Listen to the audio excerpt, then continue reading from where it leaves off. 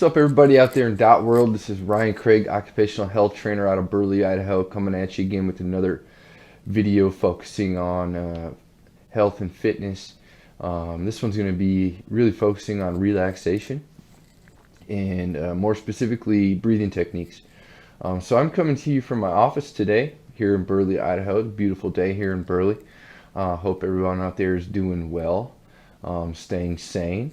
And these breathing techniques hopefully will help you stay sane. So a few of the things I want to talk about today, we're going to cover some proper versus improper ways to breathe, and then a couple really simple breathing techniques that have been scientifically proven to help you lower your heart rate and keep you calm and keep those stress levels low. I know in this time right now, everything that we're dealing with, a lot of people are off work, some people are furloughed, dealing with kids being out of school. It's just stressful. So I wanted to do something, and some other people had some suggestions to do a video on relaxation. So here we go. So breathing. There's a proper way to breathe and an improper way to breathe. Okay. Improper breathing a lot of times can be caused from long days of sitting, breathing into the chest, so using your chest to breathe, or what they call vertical breathing. So you're raising your chest up and down when you breathe. Some sports can cause bad breathing patterns, such as like swimming, because you don't really have a chance to breathe when you want to. You have to kind of suck the air really fast in through your mouth, so that can cause bad breathing patterns. So straps such as like bra straps or belts that are really constrictive, heart rate monitor straps that are really tight on your chest, or even chronic nasal congestion can cause bad improper breathing patterns. So really you want to focus on breathing through the nose and not trying to breathe through the mouth. Okay, so it's really important to consciously try and move your breath through your nose. Okay, so a few other tidbits here on mouth versus nose breathing. So mouth breathing, it reduces your tissue oxygen levels, so which increases your heart rate and also your blood pressure. So that's one negative side effect of mouth breathing. It can also create a hyperventilation and expose you to more allergens. Your mouth doesn't have hair in it, right? So it doesn't really get to filter out those allergens like your nose can. So, a lot of times when you breathe through your mouth, you're sucking in more allergens.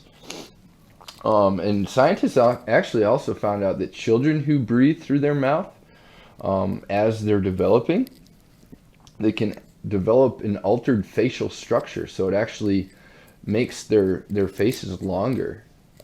So if you have any kids that are, you notice they're breathing through their mouths excessively, maybe suggest to them trying to breathe through their nose more. Also expels too much CO2, which is also known as the Bohr Effect, Bohr. He was a famous researcher on breathing. So, having too much oxygen is also a bad thing. So we want the proper CO2-O2 balance, and mouth breathing upsets that O2-CO2 balance. And that has also a lot to do with our acid-base. Has a lot to do with our acid-base balance. Okay. So now that we know a little bit more about why we want to nose breathe versus mouth breathe, we're going to cover some really cool techniques. We're going to cover two specific techniques that have been scientifically proven to help you with your nose breathing and also your diaphragmatic strength and also relaxation. So the first breathing technique we're going to use is called the 365 method. It's best for chronic stress, anxiety, phobias, pain management. It can also be used for nicotine withdrawals. So if you're quitting smoking, or if you're looking for different strategies to use while you're trying to quit smoking, this may be able to help you. This breathing method is based off of cardiac coherence, which is kind of like a biofeedback loop, which coordinates your breath with your heart rate. This breathing method also stimulates the vagus nerve, which activates the parasympathetic relaxation response. So if you think about like the fight or flight response, it kind of helps calm that response down. So the sympathetic nervous system is the part of the nervous system that activates the fight or flight response, and that's the opposite of relaxation. So we want to activate our parasympathetic nervous system. So this is a breathing technique that you're going to want to practice 3 times a day, ideally, for about 5 minutes each session. So the basic technique behind the 365 method here is a 5-second inhale with a 5-second exhale. Pretty simple. Consciously moving the breath through the nose, not the mouth. All right.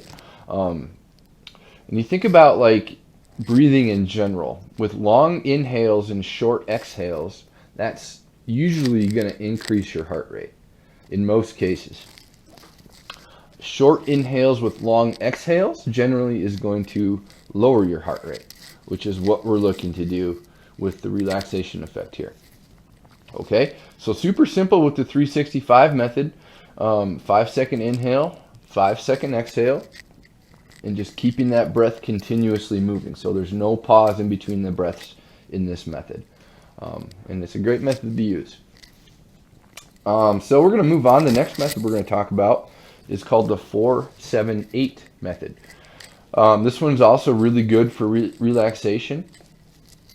Researchers have found out that this particular method also really improves sleep. It helps to manage cravings and also can be used for anger management. So there are a few really good effects that this breathing method has.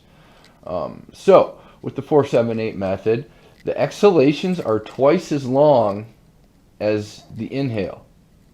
All right. So again, this is working off the idea of activating the parasympathetic nervous system for relaxation. Again, this is the best use for this is before bed, if you're having trouble sleeping. It also can be used to relax throughout the day as well. So one of the main techniques, or one of the main aspects to this technique, is putting the tongue in the anatomical rest position. So pushing the tongue up to the roof of the mouth behind the top teeth. It's called the anatomical rest position of the tongue.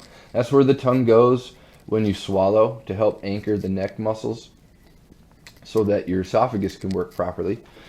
So we're going to place the tongue in the anatomical rest position. Obviously, we're only going to use the nose for our inhales, okay? But we're actually going to use our mouth for our exhalations in this method, okay? So what we're going to do is we're going to do a 4-second inhale through our nose. So, and then we're going to hold our breath actually for 7 seconds. Okay, so this is actually quite a bit different. It can be pretty challenging for people if you haven't dabbled in breathing techniques too much. So be careful with this one. Make sure you take that nice, deep 4-second inhalation. You want to try and expand your belly as you breathe. Okay, so try to not raise your chest as you breathe. When I mentioned earlier that vertical breathing, we want to do horizontal breathing. So we want our belly to expand out, not our chest to rise. Okay, so that's key here in both of these methods, is making sure that we use our belly to breathe, our diaphragm, and not our chest. Okay, super important here. All right, so after that 4-second inhale, using the belly to breathe with the diaphragm. You're going to hold your breath for 7 seconds. So if you're counting out, it would be a 4-second inhalation. 7 seconds would bring you to 11 seconds. So when you get to 11 seconds, you can start to exhale. You want to exhale actually through your mouth. So as you're exhaling, you want to kind of make like a whooshing sound with your mouth as you're exhaling. So it's an 8-second exhalation. All right, so that's that's where the 4, 7, 8 comes from. 4-second inhale, 7-second breath hold, 8-second exhale.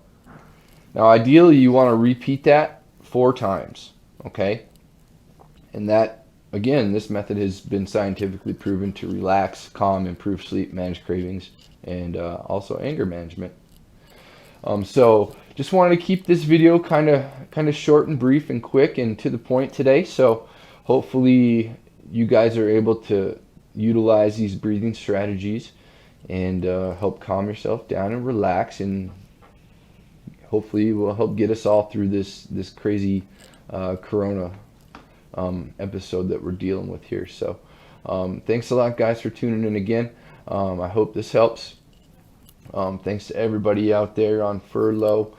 Thanks to all the drivers out there still driving. And hopefully we can get back to normal soon. Thanks very much, guys. Have a great day.